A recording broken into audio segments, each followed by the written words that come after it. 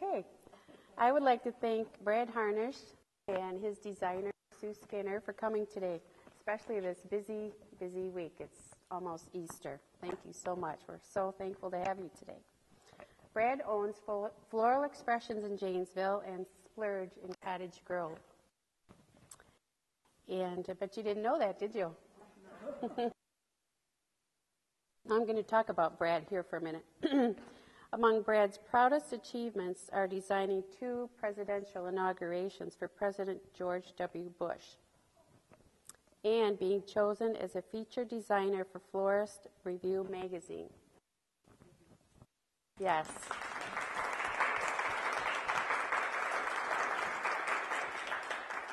In addition to that, Brad has traveled to China developing product for the floral industry.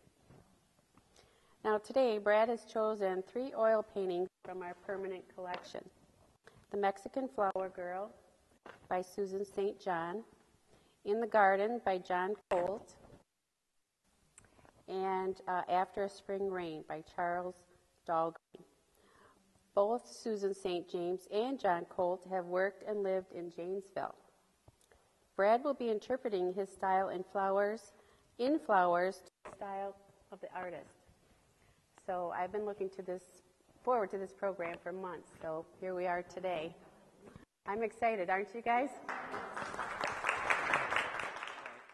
Well, thank you, Sue. It really is a pleasure for me to be here. Kind of entitled the program Emergance, but I thought with spring just around the corner, or hopefully around the corner, one of these weeks. It's to me spring. It's just when I pick some of the paintings, particularly the Charles Dahlgren behind me, and as we get to that, just the grays and the just hint of color, and you just start to see things just sort of push out of the ground. I think there's something really exciting and energetic about that. So it's not just all, apple blossoms and tulips and daffodils. It's just, I think this part of the season is really probably the most exciting when you see that gradual transition and transformation from the brown to some color. We could have entitled it Art in Bloom, and in looking around the room here too, I think, just for like something to do in the future, it would be a grand idea, I think, to invite other florists, garden club members, landscapers, any club people to interpret these paintings and do your own Art in Bloom within this facility with entertainment and make it a really grand evening. I think it could be something really special. Communities all over Wisconsin do that. I participated in Art in Bloom displays in Madison and Milwaukee, and and I'm sure many of you have attended those as well. But I think it'd be okay for us to do something here like that. Be kind of a great. So I'm just going to put that little spark idea out there. So. But I chose the 3 paintings I chose today. I really wanted to, as I was walking around Sue, I met Sue here, and I was, it's kind of overwhelming when you have all of this to choose from. I almost like it when I get an assignment to, interpret this. It takes, it makes it a lot easier that way. But in choosing the paintings, 3, I think, pretty different styles or thoughts, really kind of wanted to show different elements and types of floral design, show you some kind of incorporating some trends within the floral industry, and I thought each painting kind of lended itself to a different type of interpretation florally, where we could really talk about a lot of different elements and principles of design when it comes to floristry, really. So the first one, I chose the John Colt here. The title of it is In the Garden, and when I first walked up to it and saw the title, I thought, wow, that's kind of an angry garden. But then as I got to really look at it and study it, there's a lot of tension, I think, in there. The color, I think, is kind of, symbolic of that emergence, really, as things really start to turn. And there's a lot of different shapes. I mean, he incorporates lizards and different elements of nature within his artwork. There's some Indian pieces, in, like stick bundles, that he incorporates into his work as well, which we can see almost looks, to the far side of the painting there. It looks to me sort of an Indian relic something. But as I really got to study it, I thought, it really is kind of garden-like, and and what's great about it, whatever I say, it's not wrong, and whatever you say, it's not wrong. It's your interpretation. So, right? So, I see thistles, I see grasses, I see all sorts of interesting textures and combinations in there. So I thought I would interpret, when I first started making notes about the interpretation of the particular piece, I see a lot of repetition of vertical line within that too, and kind of wanted to show you some different design elements. So I chose a series of cylinder vases because I think within this painting is a lot of contrast. So within the garden there's always contrast too, with all of the elements. And so I thought, first you have to start, like with a garden, you have to start with the bones of the garden. There's hardscape to make it interesting. There's all of the plantings and so forth that go with it as well. So my hardscape, I chose the cylinder vases because I thought, again, that's that kind of repetition of that vertical line there, and sort of based it with some black river rock at the bottom of it. And, as I've been in the floral business for, it's been like 25-ish years. Magda Nelson and I started out in business in floral expressions. It'll be 23 years ago. April is when we first opened the store, and so it's gone fast, extremely fast, and so we had a great business relationship, and she inspired me a great deal too as I first got into designing. So I always wondered how she could do everything so darn fast, and so it's fun to evolve. But I've seen that evolvement through the floral industry too, how styles have changed. When I first started in the 80s designing, it was much more linear and structured, and I think that was a time when really the floral industry as a florist, a traditional florist, was really booming. I think, as far as holidays and people sending flowers, and it was really a traditional thing to send flowers. And as it's evolved, we don't, our holidays aren't kind of what they used to be, and the sending of flowers has sort of shifted, I think, as long as with design styles as well. So the design styles that we're seeing now, which I would call contemporary as being of the age, are much more relaxed. It's kind of a do-it-yourself sort of feel that we can take a vessel and just drop a bunch of flowers into it gracefully, and that's beautiful, and which it is. So that kind of sort of what I call structured, overworked bunch of flowers, not to bash my fellow florists, but that's a lot of times what we see out there, so tight and contrived and just, it's just like loosen it up a little bit. So that's really what we're seeing now, and the vases kind of lend themselves to that. So we're seeing a lot of glass, clear glass anymore, not so much ceramics and baskets and things like that. It's a clear vase with a bunch of flowers even just dropped in, but it can be extremely elegant. We do this look a lot for party work, so this is kind of the evolvement as we're seeing when we do event work, whether it be a wedding or some other type of special event. People are looking for a lot of drama, and of course cost is a factor too. And what I think is great about this style of design is it really showcases a lot of flowers, which I think is really, really beautiful. So I'm going to start out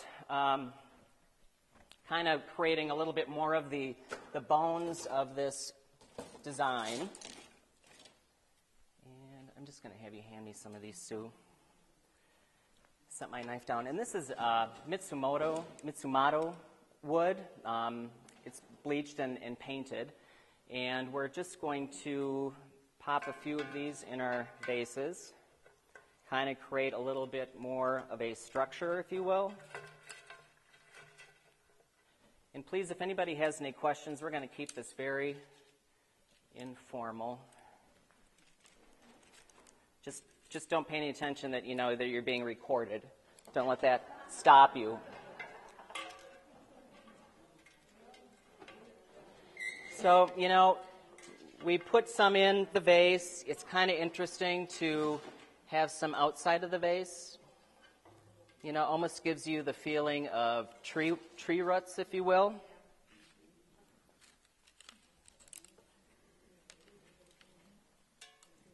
And we'll do a couple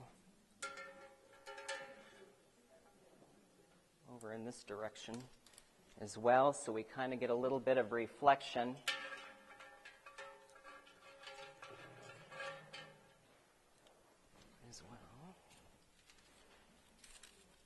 And I'm going to kind of drop some of these our stones here. Get a little bit to the edge of the table. Hopefully I guess that won't go down.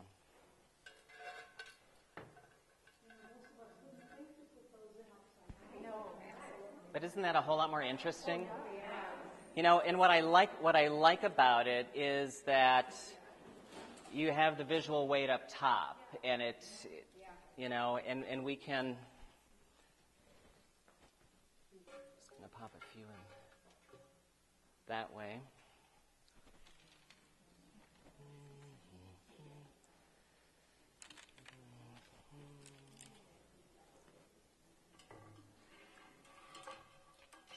Here we're going to get a little bit more height that way.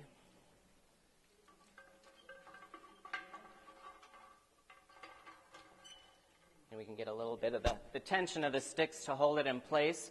And I don't want to overdo it a lot with this, but I just want to kind of create a little bit of repetition with a strong vertical line and repeating the color that we have in the oil.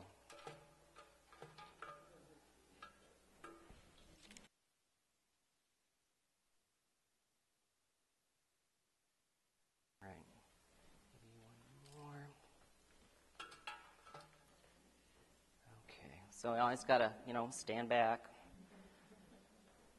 a little bit. And give me one more.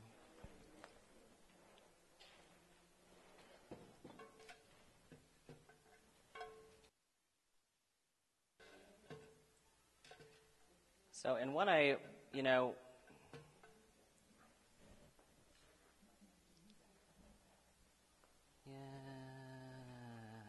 just one light one on the end here. I kind of like how that drops over the side of the container as well.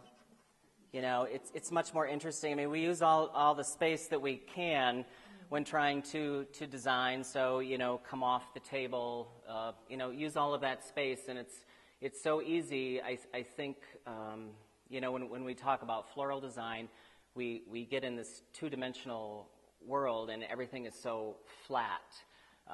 And I think one of the hardest things to get across in actually teaching floral design, one of the elements is depth. When, things appear so, even when we're arranging flowers, say out of the garden, everything is so flat this way, you need to come in your face, and as we get into some of these other arrangements, we can really talk about depth a little more. Susan, you want to come over here? And then I think, let's start out. Actually, I want you to hand me some equisetum there. We've got some tall equisetum. Why don't you give it all to me? Okay. Equisetum or horse, it's all over Rotary Gardens, isn't it? Not anymore. No.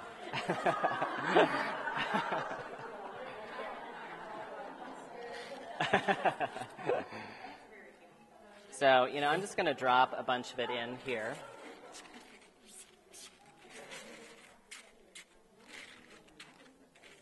And you just kind of balance it. We have to, keep in mind the materials that we have and space them out accordingly. Maybe some of this blue thistle here. Yes. This, I'm not sure. I suppose this could be the flower of it. I don't know exactly, but yeah. So, we could keep that bundled together. We've got some blue thistle here, too. And, I think with some of these things, we have to make it a little bit interesting. Let's pretend like we're in the flower shop. So we've got some thistle.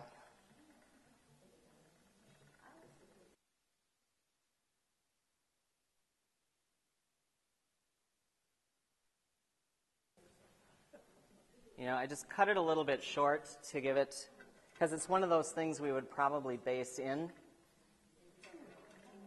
with the arrangement. And you can kind of see in the painting, this kind of, to me, up in here kind of looks thistly to me. So in every garden, there's a weed. That could mean a lot of things, actually.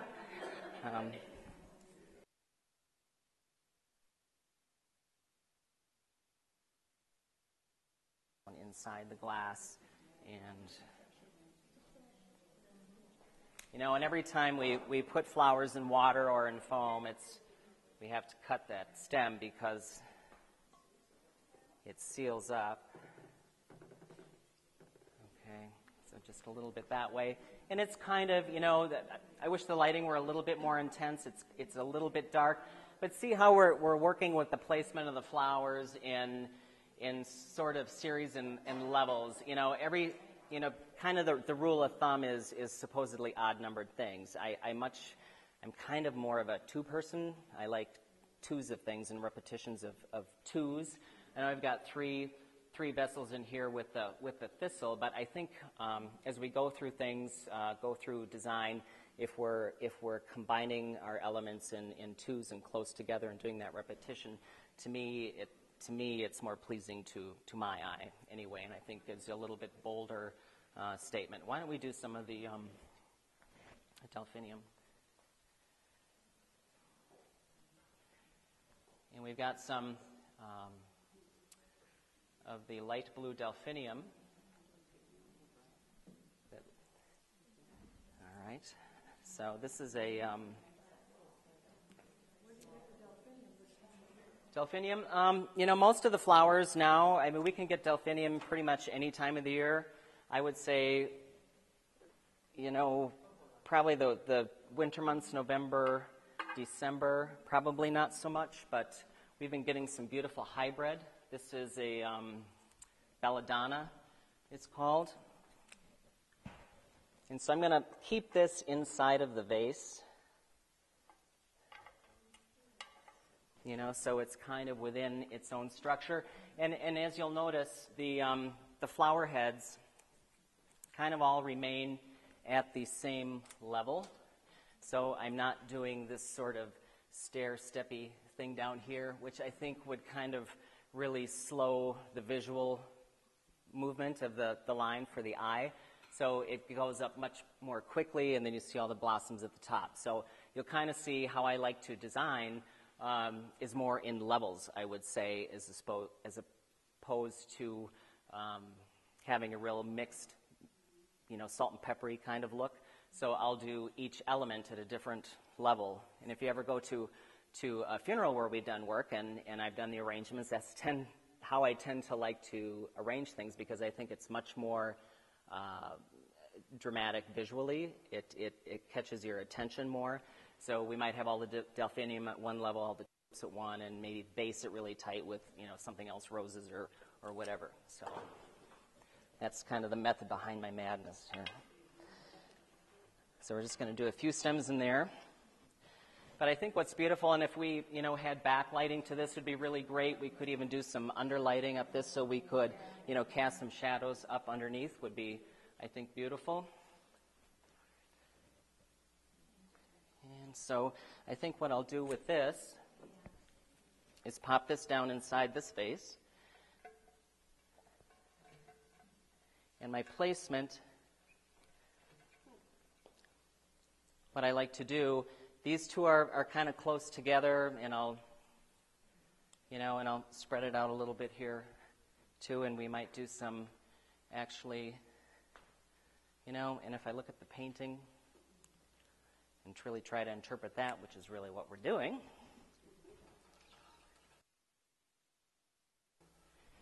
And, and oftentimes I think you have to listen, when you're designing with flowers, really, I think the flowers really tell you what to do.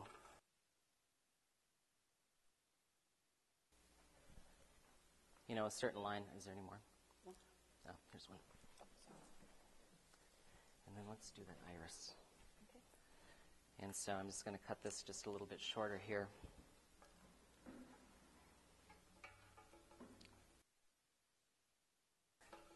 Inside, again, kind of keeping all of those blooms at the same level. And we've got some light blue iris, which have been a little bit slow to open, as everything else has been this spring.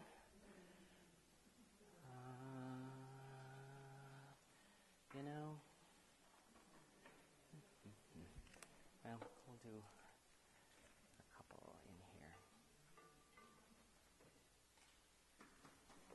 here. It might be just one iris in there with an open head. And, sometimes you need to wake them up a little bit. Give them a little what for. So, okay.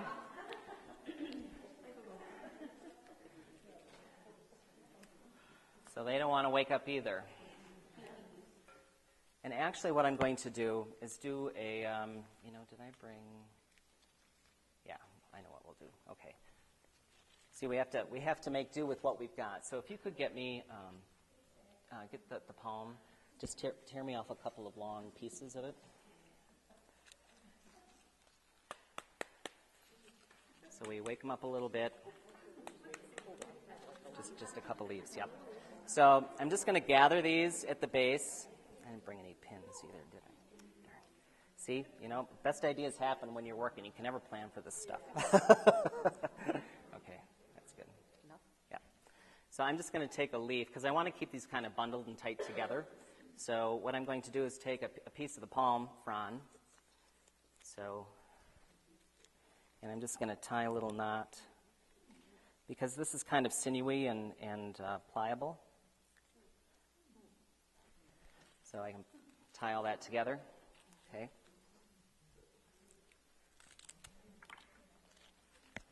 And I'm just going to drop this down inside here.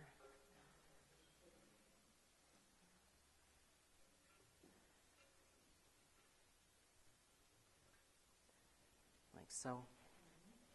And then maybe one more. We have one iris. Okay. Whoops, sorry. So.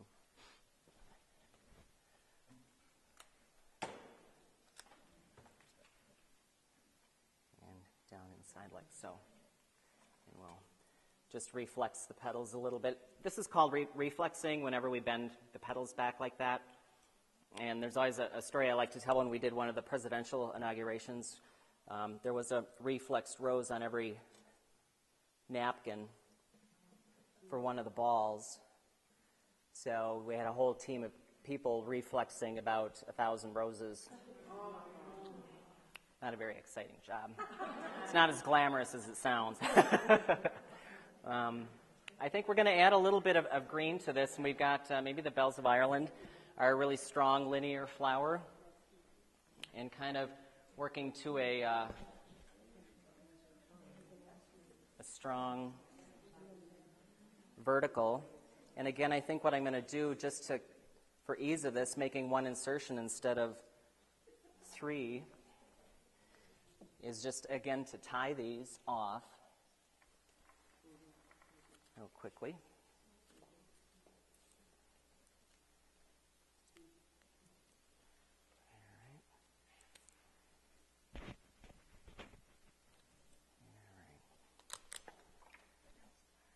Yep, these are bells of Ireland, okay? And I'm just going to drop these back here in this one, along with our iris. You know, blue is one of those colors, you know, blues, purples are very recessive. The light doesn't catch them, they tend to disappear. So especially if we're doing, you know, a wedding or any kind of an event thing when the flowers really have to show, blues and purples kind of disappear into the background, and it's very hard to get them to pop. But anytime we add like that acid green color to them, things really tend to come alive and to pop, and really it's kind of a great neutral. No matter what you put it with, it always tends to bring things a little bit more to life. All right, and let's do a couple more here.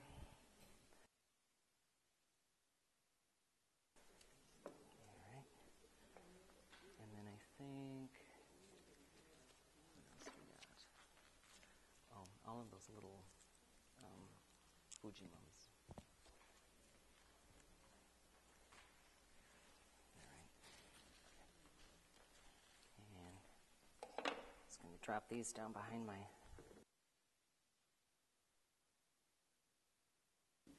Kind of repeating a little bit of line, you know, and sometimes these too, if you want to, I'm just going to remove a little bit of this foliage at the top just because it makes the line a little bit busy. All right. Okay. All right. And 2, 3, maybe 2 more here. We'll just add a couple more on the other side. And Sue's got some spider mums, if you want to hold those up, Sue. These don't come that way. They actually come on a stem. we had used them for something else. An employee of ours had a little shower for her son this weekend, and so she had used them. And I'm like, oh my gosh, I'll take those and use them today. So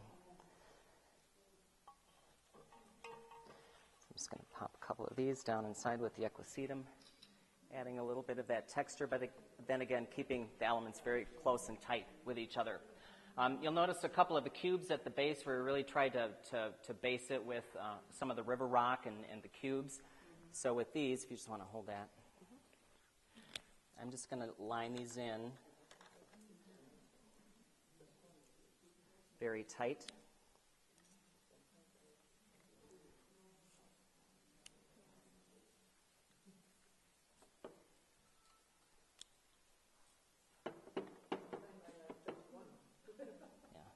See, but just getting a block of color in like that. Okay. All right, we'll do. And what it does is we've got some different levels here, so we're just going to kind of pack these in tight just to give it almost like the base of the grass. Yeah.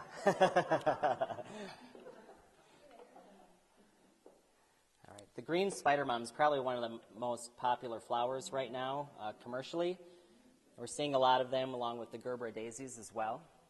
And we've got one more. Right.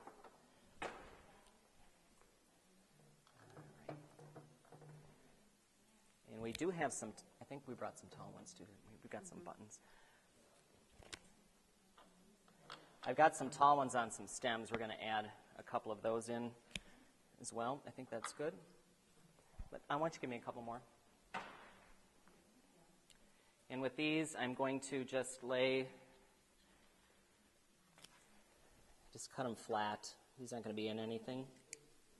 But since we've got them, we're going to kind of just carry my composition through. Kind of looking at the painting. And let's do a little. And this is, you know, when we're creating sort of this pathway through the design, there's a jeweler's term called pavé, which we use in the floral industry as well. So this technique of really creating a path through the design, but whenever we do that, we want to make sure that it has a purpose or it's going someplace, that it's not just covering up, foam or just as a reason for covering something up. So, okay. And I think if we've got a couple tall spiders there.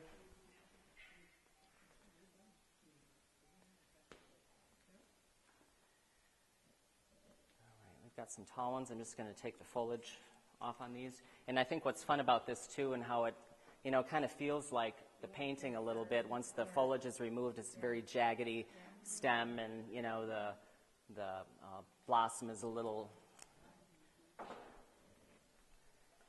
wild.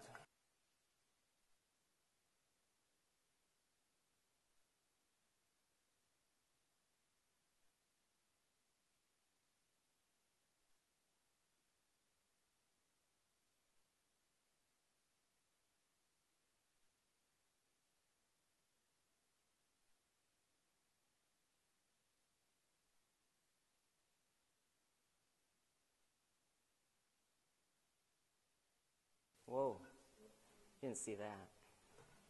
Shattered a little bit. Okay.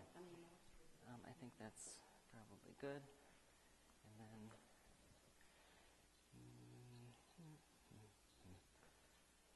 a couple up here.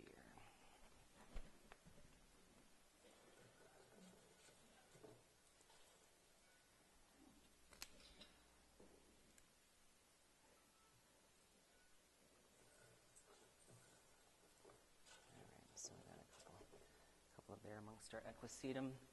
Let me just see if we've got anything else sort of interesting that we can put in, and I kind of like it. Yeah, I like it too. It's awesome. All right. Gosh darn it, I think I am.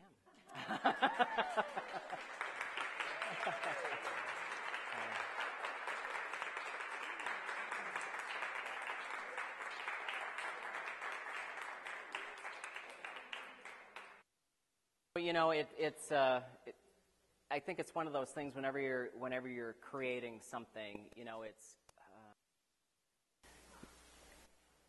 there's an excitement, there's an energy that starts once you really start to get into it, and you start to get excited and get that feeling. And it's I think sometimes we get a little, for my own view of it, get a little. Probably not so much anymore. The older I get, I guess the more refined I get in what I do. There's a point where you really need to stop and be done with it, And Magda, God bless her, she would say, "Okay, you're done." And now I find myself saying that to people too. Enough. So, but I think with something like this, with an interpretive type of piece, I feel it's a nice interpretation of what this is, as far as the combinations of textures that go with it, and the repetition of line, and so in my garden. Okay. Thank you. Mexican Flower is by Susan St. John, and I thought, I loved sort of the effortlessness about this. Just looks so peaceful, just her pose, and if you just really study it, it's just like she's really enjoying just kind of the tilt of her head. She's really enjoying what she's doing. She's in love with the flowers, and I feel that they're really speaking to her. And I thought it was sort of kind of an easy type interpretation, I guess you could say. So we've got a bunch of the flowers. I'm going to do this one in permanent flowers. So these are all artificial up here. So, if I look at the painting, and what do we've got, like 4 or 5 blooms here. If I turn my head like that. Thank you.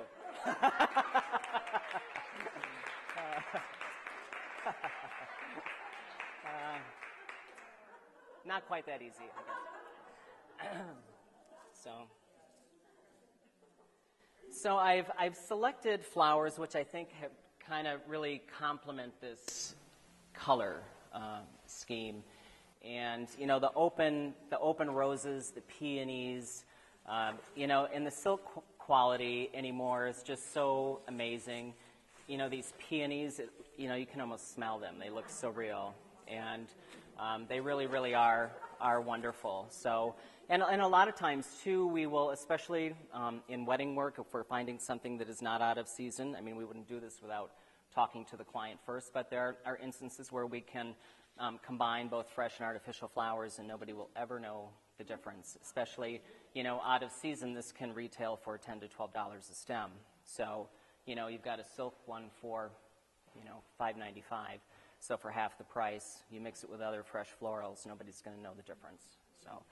So there's things that we can do really to remain in with somebody's budget and still get the look that they're after. So the particular, you know, I think what's great about the painting, she's just doing this collection of flowers and what we call a hand-tied style of a bouquet. So that's what I'm going to do for you. And what I did to start, kind of just to prepare kind of a grid that will work the flowers into. So this is an artificial vine, which we're using. This is all a wired material, looks like grapevine, but it's much more pliable. So kind of working on in the collection of flowers, and what we want to do is kind of just distribute them by color and variety. And there's a method to this, and as we build on it, and once we get it completed, when you're arranging in your hand, all of the stems should have a beautiful spiral. There should be no sort of this crisscrossy look within the vase. It should all just be a nice spiral. The vases that we're going to use don't have that, you know, don't have the clear look. But to me, it's a technical thing that really, you know, it's got to be done to do it right. So there's a way we can practice doing that. You know, if you just put all of your flowers, you don't even pay attention to what you're doing. You're just like picking up sticks in the yard. So just gather all of this stuff, you know, one right over the top of the other, just like so. And this is how we teach people how to do this. It's like, don't pay attention to what you're doing. Just pick it up. Come on, faster, faster, faster. Got to get out the door, right? So you gather that and see now you've got this beautiful spiral. So that's the technique. It's just one continuously over the other one, okay? So it's really kind of a simple, you know, thing to learn. You know, it's probably not really the prettiest application, but the technique is what's the important part of that and learning how to do that. So that's kind of my thing.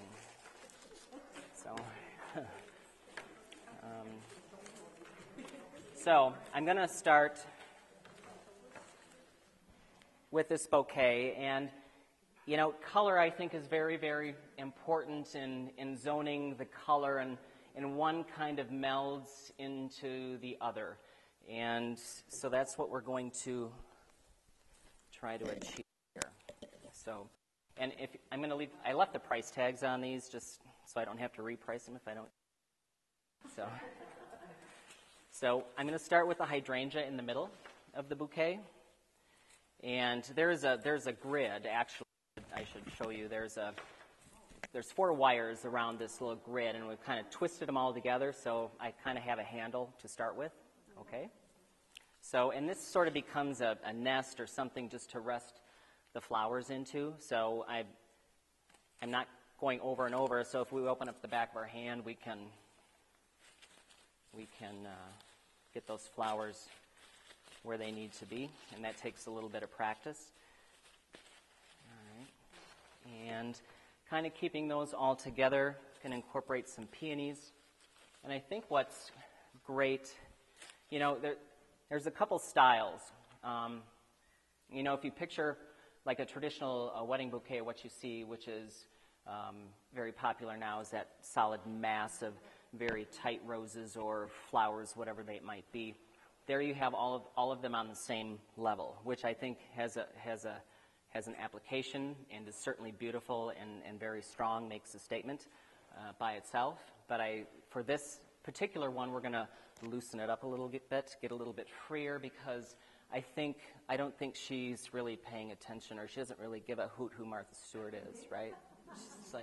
She's just doing her thing and really enjoying the beauty of the blossoms. And so what I'm doing, putting a lot of the peonies right together.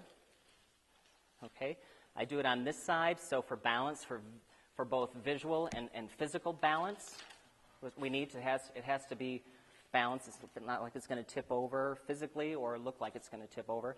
So on the other side of the bouquet, I'm going to come back again with some peonies. I'm going to tuck some down in there. Got a couple open ones left. Bring some up a little bit. And again, back down. It's kind of like this, like in, out, in. Okay, so if you're like base it in tight and then you come way far out and then back in, you create a lot of that depth. Okay, we used to have a little jig in the store. We used to, it was late. Some of these beautiful garden roses,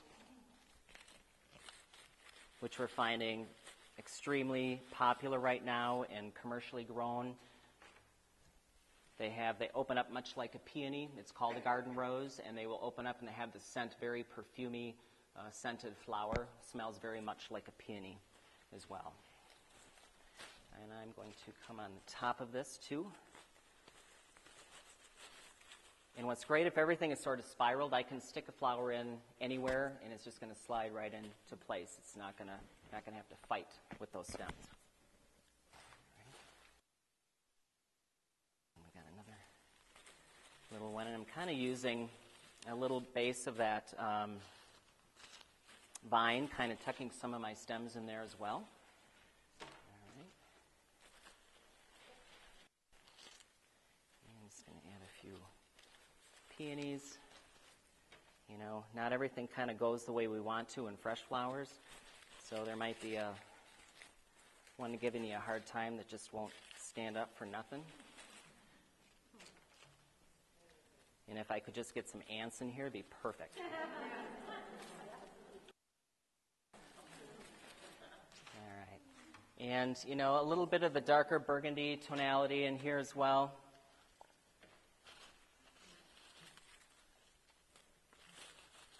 And some of that. Kind of creating kind of a tight center to this a little bit.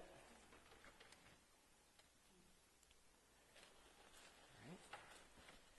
And we're going to come out.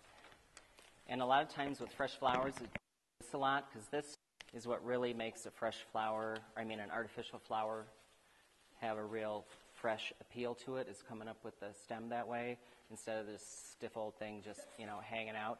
You got to give it a little life. It's going to seek the light. All right.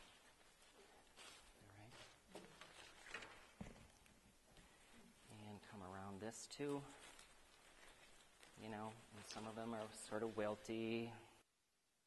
And then I'm going to do this, which makes no sense at all, but you'll understand in a little bit. All right. I'm going to come out. And that's put in there very tight and straight. But see, then I'm coming out, if you kind of start to look at this in a little bit more of a relaxed way, we've got sort of a soft line of the burgundy kind of coming through the bouquet. This way is what we'll have. We've got the pink on, it is a line coming through the bouquet this way. Whichever we put on one side or we put on the other, we sort of bisect it, if you will, okay, all the way through. It doesn't have to be rigid, but just a soft tampering of whatever is on one side has to be on the other.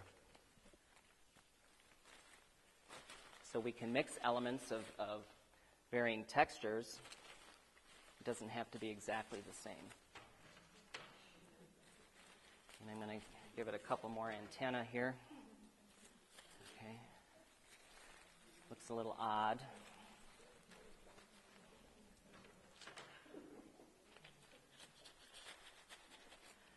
It's like, wow.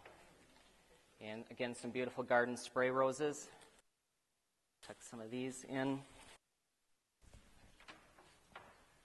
And then come out again as well. And I want to use full length on some of these. Bend them down. And the quality of the silk is just amazing anymore. You can't really discern that they are artificial.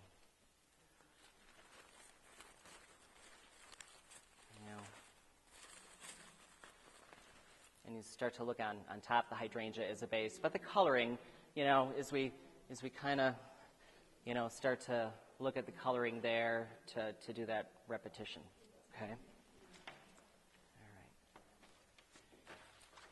And add a few more.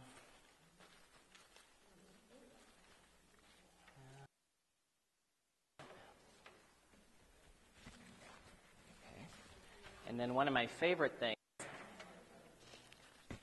I'm just going to tuck a couple of these.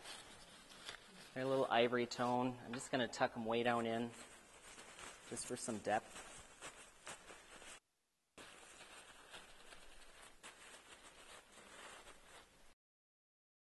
Just to catch the light a little bit, not a lot.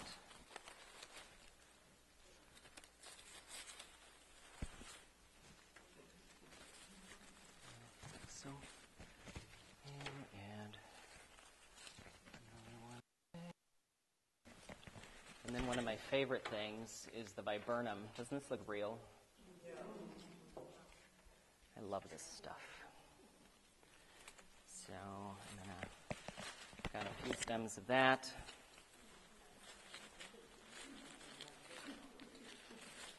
All right, and give it a little turn.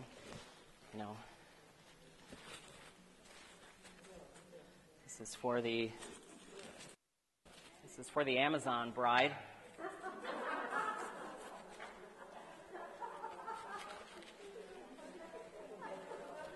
All right. And then I've got, this is like a Solomon seal. Or not Solomon seal. It isn't. I had some of that, but it kind of reminded me. It's almost like a, what would you say? Ginkgo? Darn it, it's not so. But they've had some interesting foliage we've gotten in, and I'm going to kind of group this all on one side. The other side.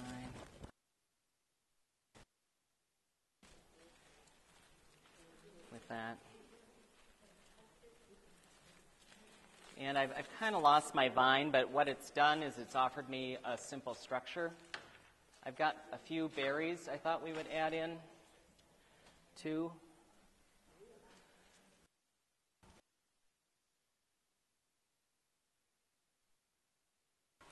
Discern a front here.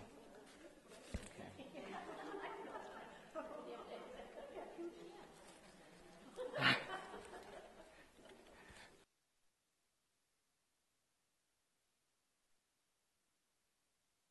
So, and then I'm going to kind of group our berries as well. And Sue, could you, the rest of this vine, could you kind of tear that apart? Yeah, just do it in chunks, like 3-4 pieces. And just going to bend these down a little bit. And I really love designing with permanent flowers. We call them silk botanicals. Permanent botanicals, if you will.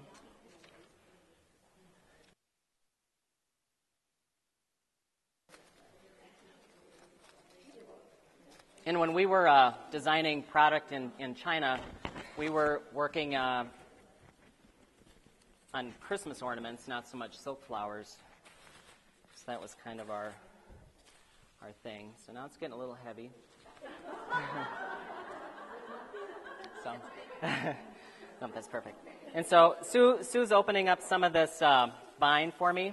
I'm just going to kind of throw that over the top of the bouquet here.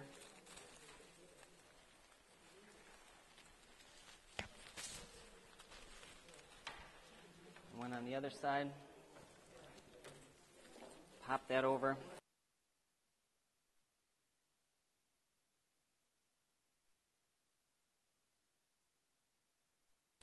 And then she's going to put a couple, I'm going to tie this off with some cable ties. Nope.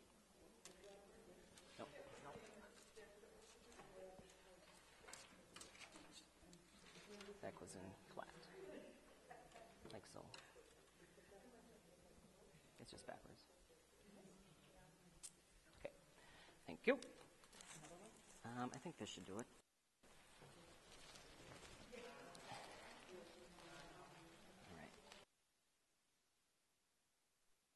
I'm going to tie this off.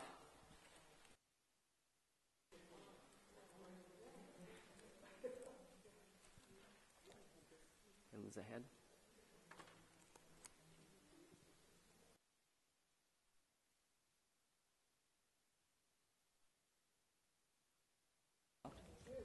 No?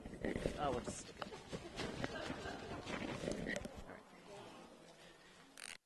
All right. Oh, you got to be kidding me.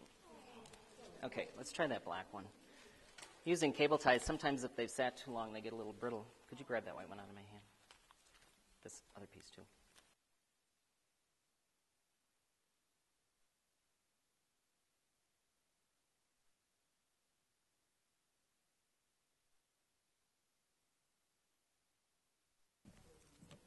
So these, I wish I'd invented these things. And so handy. All right, so pull that tight. And I'm just going to bend some of these stems. Normally, I mean, if you can see the stems are spiraling, okay, around there. Normally we would cut, if we were designing this fresh flowers and we were designing in a clear vase, we would want to cut all of those stems even. So if you're looking at a bubble bowl or a vase, you just get that beautiful swirl. To me, the arrangement should just be as beautiful below the water level as it is on top, okay? So I'm going to just bend these up. We would normally cut these off. Okay. And I brought a couple containers. I think I'm going to start out in this one. Yeah. All right. So I probably won't get it back out again. Okay, so you're going to bundle all that up.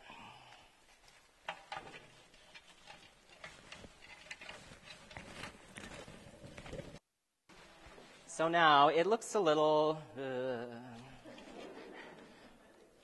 cattywampus. So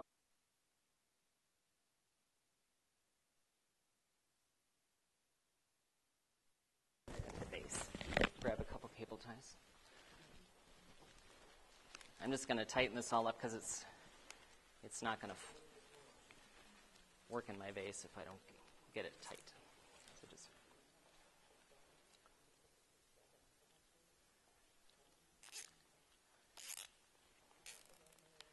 great, perfect, great. Okay, so now I can stick it down straight in there.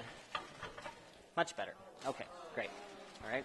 So now, you know what's great about the permanent product? I'm going to kind of discern my front here. All right, so I'm going to start, now's the fun part where we can really bring this to life and make sense of all of this. Okay, but you got to bend it like you mean it here. With silk flowers and anything like that, that's how you bring them to life, is to really shape them. And we've got some of that depth in there. And what I like to do a lot of times with these vines is bring them back over the arrangement, because what it does with permanent flowers, it kind of gives them a little bit more realistic feel. And then some of these that we had coming straight out, like little antennas. I'm going to bend these back over the top of the arrangement. And again, some of these flowers that are cascading, some of them we can bend in towards the container, because they're going to do their own thing in nature. And we kind of try to almost get the feeling of that sort of Dutch master painting.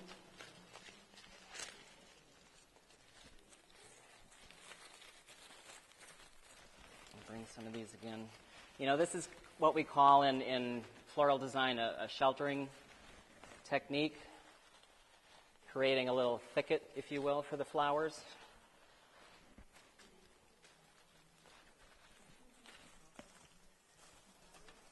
I can bend some of those back up,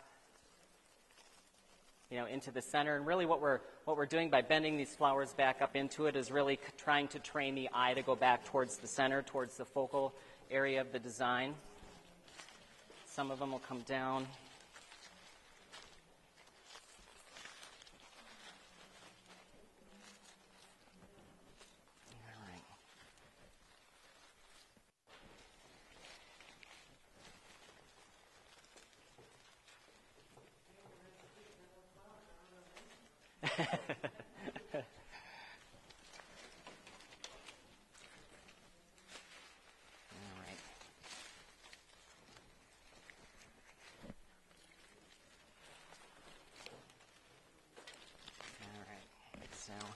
Just a little bit more here.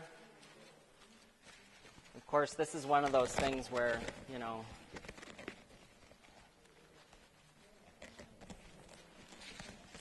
you could spend an awful lot of time shaping this.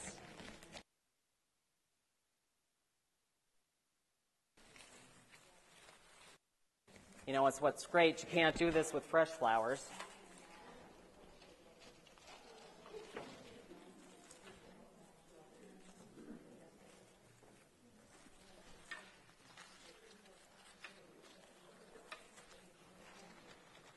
Some of these out a little bit.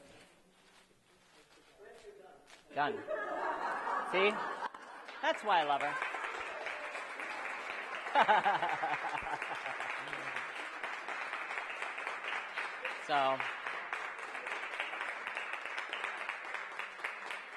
So I brought a couple other vases. I thought, with the painting there could be, the vessel kind of creates a feeling or mood with the bouquet as well. So, Sue, I'm going to have you take that. And I love this urn. Sucker for those things. But then I just thought, she'd probably put it in a water pitcher. Could, proportions not great, but kind of fun in there too. And then we've got another one that I brought. I don't know if I'm going to get the stems. I love the cement container here. I thought, really that's probably what she would put it in. I thought that texture is great. And, well, my stem's too fat, so we're just going to kind of pretend. So, that's kind of the feeling I think that she would probably drop that into. So.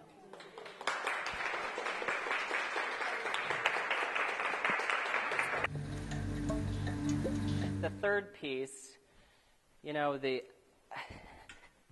I love the coloration in this.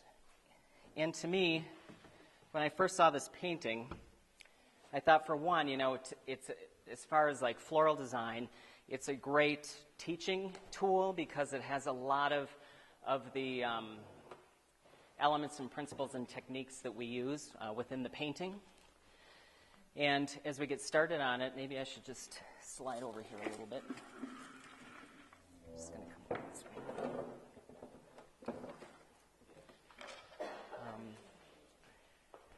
Yeah, it's my leveler.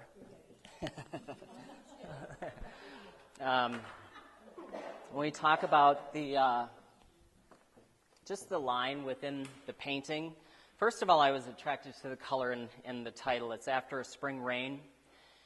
And there's sort of that misty, kind of dreamy quality, I think, about the painting.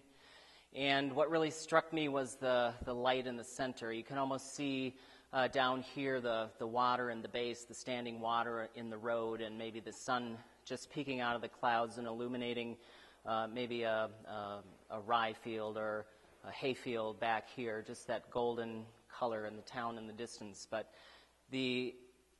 I thought it was as great as far as what we call framing in floral design, where these trees really do frame the focal area, bring your eye back down into the center of the the composition, where all of the detail is, and just the softness of the color, and that really, I think, emergence of spring. You know, it might be a fall landscape or late summer here, but you kind of get those subtle hues and colors, and that's why I was attracted to it. So the container I've chosen is a kind of a patina finished metal container. And I'm going to start out with some pussy willow because it's spring. So to get this kind of framing technique, and I'll keep looking over my shoulder here at the painting, but you know what's great about the willow, any of the willows, you can bend them and shape them into all sorts of things. So we're going to come here. Start kind of creating those trees. And what I love about these branched pussy willows is you've got this nice space here and then more tree shaped up above. So just going to add a couple of stems of the pussy willow, create our dense little passageway here coming out of the woods.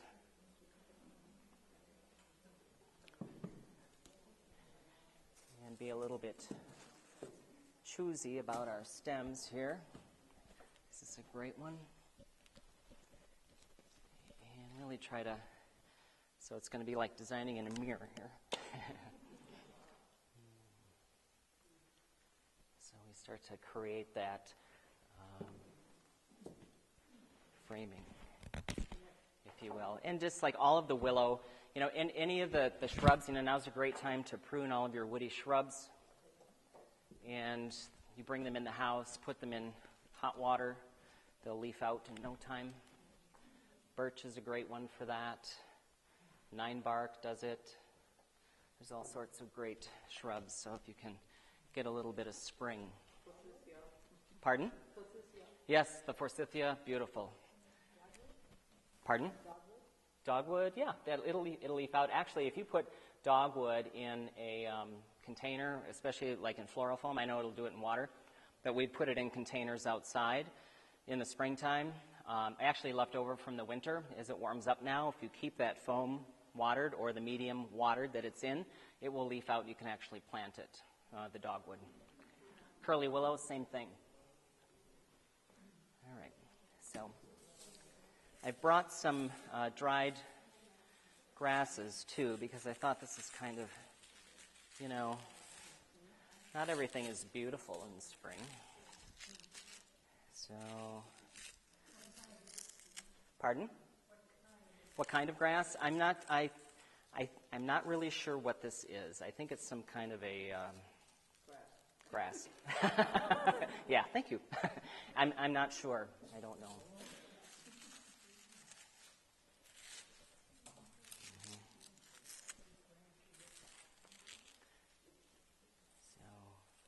Kind of do a strong vertical with the grass, try to copy the trees there on the one side of the painting, so I'm kind of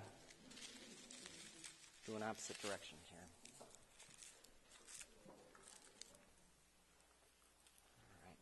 All right, so that's coming up into the trees, just a little bit on the other side to balance, but not a lot.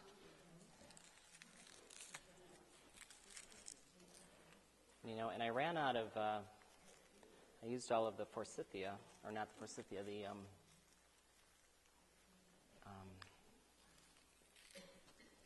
delphinium in the first piece, so we're going to have to steal a little bit. So just a little bit. That's all we need. Come on the other side. Okay.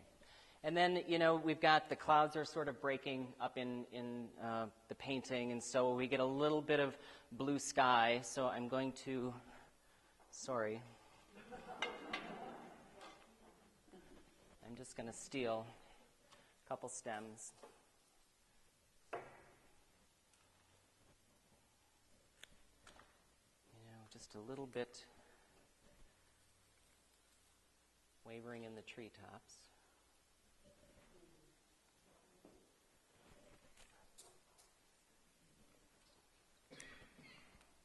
again, just like the other arrangements, kind of keeping things somewhat zoned together.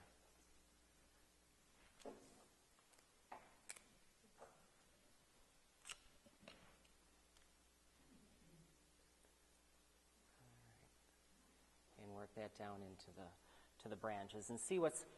We try to clean, some of the foliage off because I don't want to muck this up with a bunch of. I like the lines here. I like the lines here, so I don't want to get too really heavy up here. Kind of keep it light and in the clouds. You got that silvery tone of the catkins from the pussy willows, kind of emulating the clouds a little bit as well. And so the rest of it, is kind of a little bit interpretive. I've got.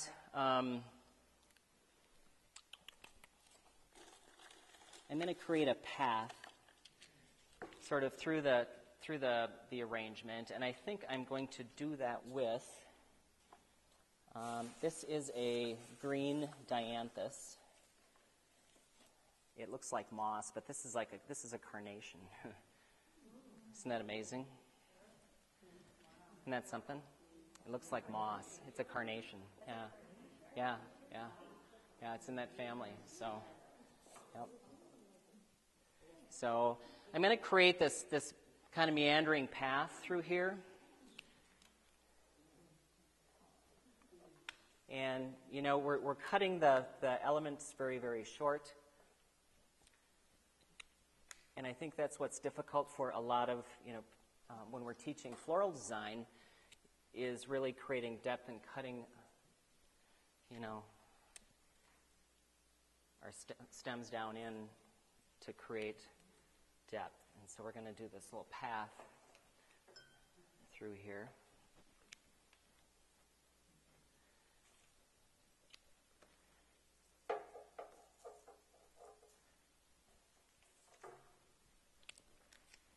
Sort of meandering around the trees into infinity and beyond.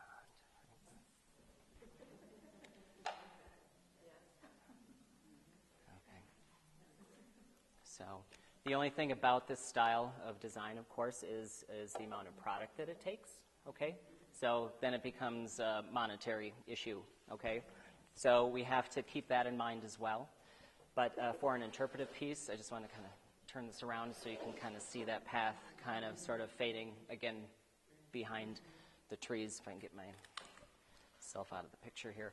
But, there's another element, or if you pay attention to what you're seeing in a lot of like periodical, like whenever you're seeing flowers in an event, if you've seen these like fresh floral spheres, like solid carnations or solid flower anything, they're beautiful, and people say, oh, it's just carnations, can't be much, but you've got a sphere this big, you've got 75 carnations in there at $1 to $1.50 a piece, so it doesn't take long for that to really escalate. So it just depends, I guess, what you're after. Okay? And then I'm going to create a little bit, still within this, when we talk about pave and creating a pathway within the arrangement and placing the stones over here, what we want to keep in mind is that the path goes somewhere. I've been on a membership committee for a design organization, which I'm a member of. And that's one of the biggest things people have a problem with. They're using these pave techniques to just cover foam for the sake of just covering a space, and don't get it because it has to make sense. It has to go somewhere. Okay, so these are Galax leaves. They're very sort of rubbery feeling, almost look like a geranium leaf, if you will. But we're going to layer, another term, layer these in at the base here as well. And what this will do, and as you can come up and take a look at this after, we've layered one on top of the other and putting them very close to one another, directly on top of one another. And if we had left a space between them, it'd be terracing, so there's all these little floral terms that we got to make ourselves feel important too.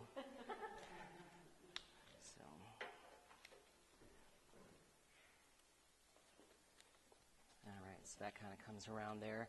And we've got a little bit of brush on that other side. come in here, base with my field. I got a little bit of yarrow here, kind of in the background, working a little yarrow in with my trees.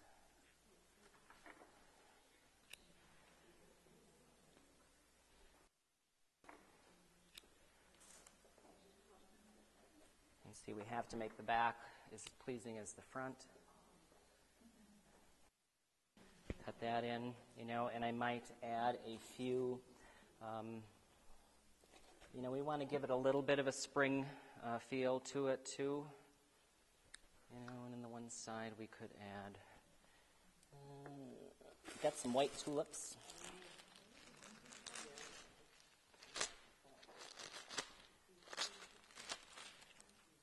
So tulips are available probably starting December now through May, early June. Okay. That's what I like, audience participation. And see what we're doing is coming back into it. We could have, done this sort of thing, but that doesn't make sense. Your eye's like, what the heck? What does that mean, right? So we're going to come here and a little bit in front too. And I think what I'm going to do is just level this a little bit.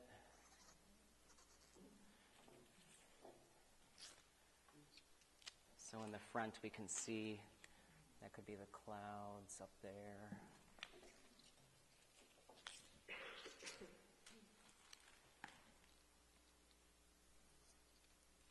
And again, kind of keeping the heads somewhat at the same level. And I really need to balance this on the other side too. And I think I will use the tulips.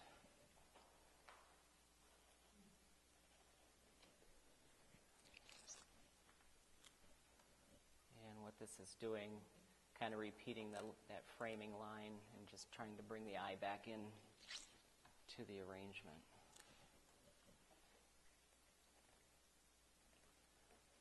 As you can kind of start to see it from my perspective, and I can see it from yours. Okay, all right. So on the back of this, I'm just going to finish this off a little bit.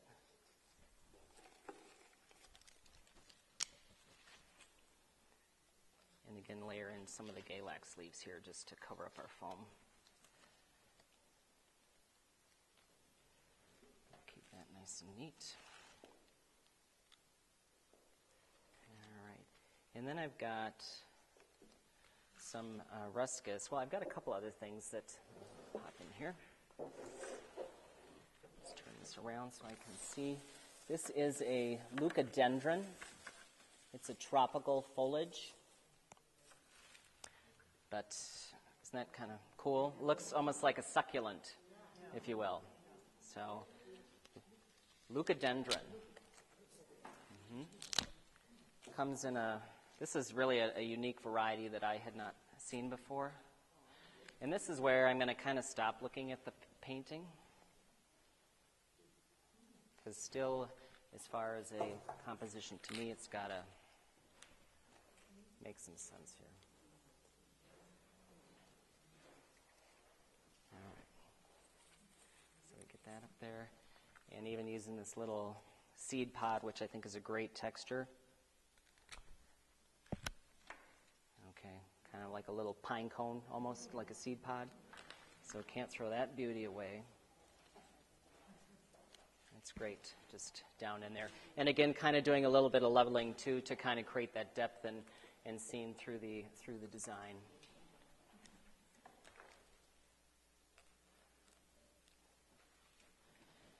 Okay. And then we've got some Italian ruscus here. Or this is an Italian ruscus.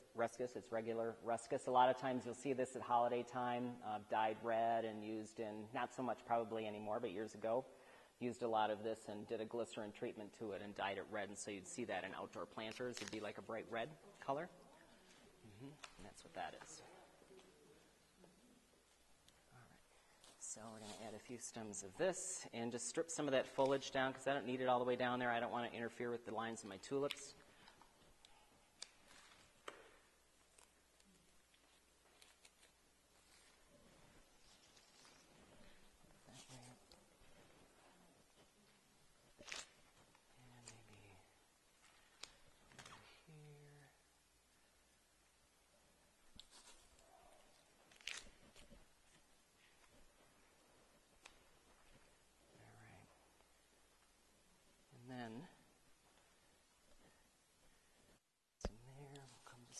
Outside, I've got another variety. Well, this is kind of interesting foliage. This is a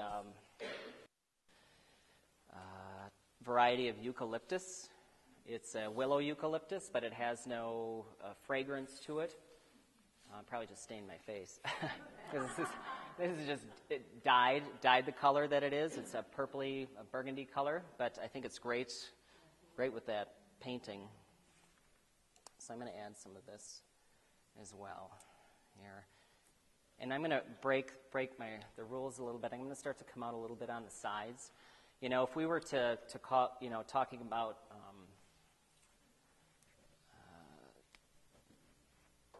floral design or types of floral design, this is what we would call a vegetative type of an arrangement.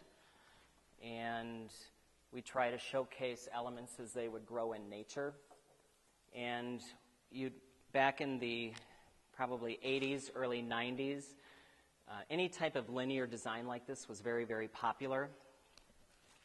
And it doesn't seem that long ago to me, but kind of a funny story when we were working one day and I had a young high school girl working with us at the time. And a song came on the radio and the announcer joked that, oh, that was way back in 1983. And I'm like, oh, 1983, that wasn't so long ago. That's the year I graduated from high school. She laughs. She goes, that's the year I was born. We're not friends anymore. No, she's a sweetheart. But I'm like, holy smokes. Where'd that time go? All right. So, but we're not seeing as much of that style of a design anymore. And really just arranging in the oasis, the medium that I'm arranging the flowers in. Now we're seeing a lot of water and clear vases and so forth, so we don't see that style so much anymore. So I've kind of created a void here. I sort of need to, in my mind, sort of fill that up a little bit.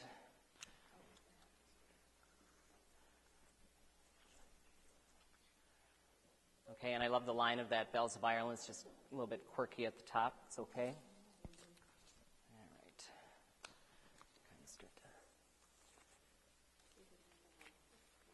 Finish this off a little bit. And I've got this little kind of cool seed pod. This is an Australian. I'm not sure what it's called. I got the name from my supplier, but of course that didn't last very long in the memory bank. So, but kind of an interesting texture to go through here. And again, going to create a little bit of a pathway through here, too. Another foliage. This is a variegated pittosporum, and this happens to be a little bit on the dry side, but it'll be all right. And I'm going to kind of base in with this as well. And I'll turn this around so you can see what I'm seeing.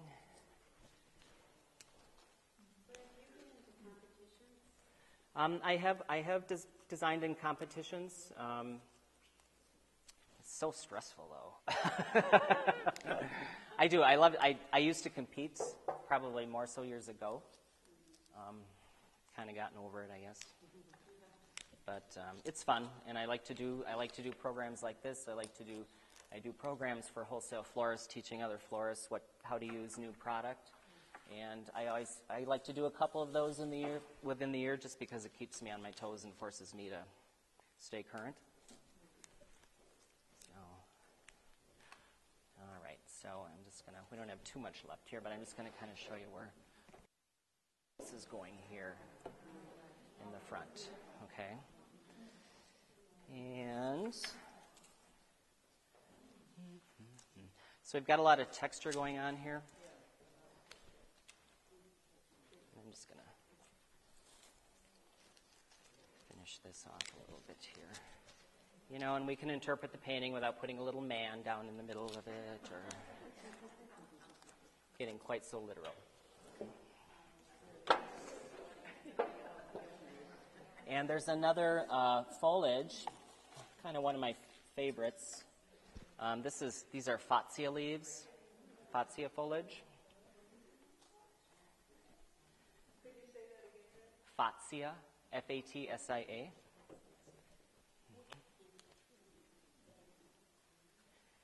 You know, I'm going to kind of basin with that and step way up, sleepyhead. With a sturdier stem here.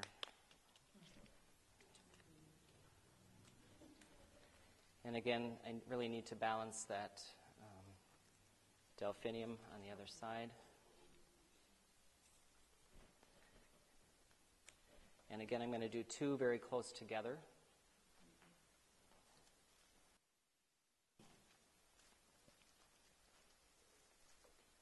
Just because I think the visual impact is kind of even. You can kind of see in the front, okay?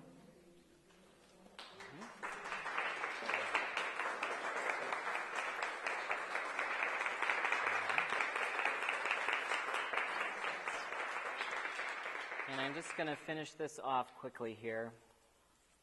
And where will you display it? Pardon? Where will you display that work of art?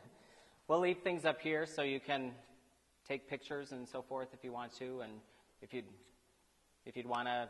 Is there anything going on here at the facility?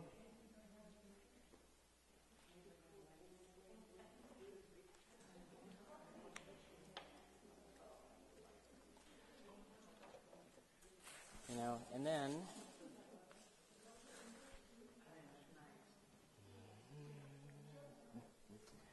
I'm just going to add a little bit of palm foliage. You know, and the palm comes, you know, this is a palm leaf.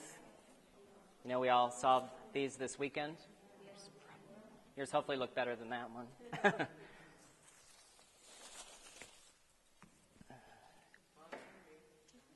But I'm just going to get some longer pieces here. I just want this to look more like a grass effect. Okay. So it doesn't have that, you know, you're used to seeing these probably commercially in sympathy work. But we're going to try to make them look a little bit more grass-like, if you will.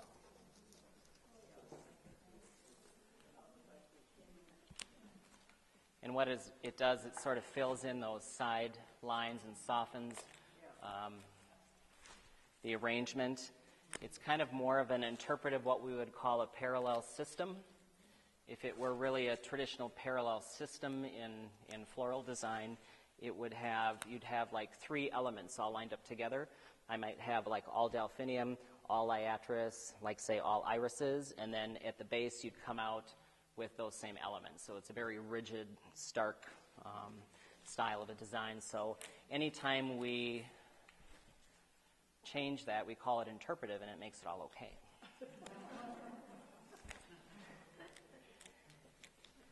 So, all right. You know, I think it's done.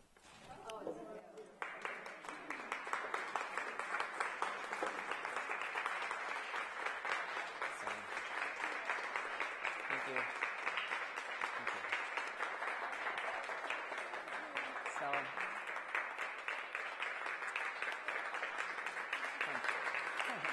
honestly. No. Thank you so much, and thank you, Sue, for inviting me here, and my helper, Sue, too. Thank you today. Oh, don't roll your eyes. So it's always a pleasure to do things like this within our community, and I think we have a lot to offer in this community, and I think we need to push it. So please come up and look things over, if you will. Take pictures if you would like, and happy to answer any questions as well. Okay. I just want to thank Brad and Sue for putting on their show today. They did an excellent job of interpreting the paintings.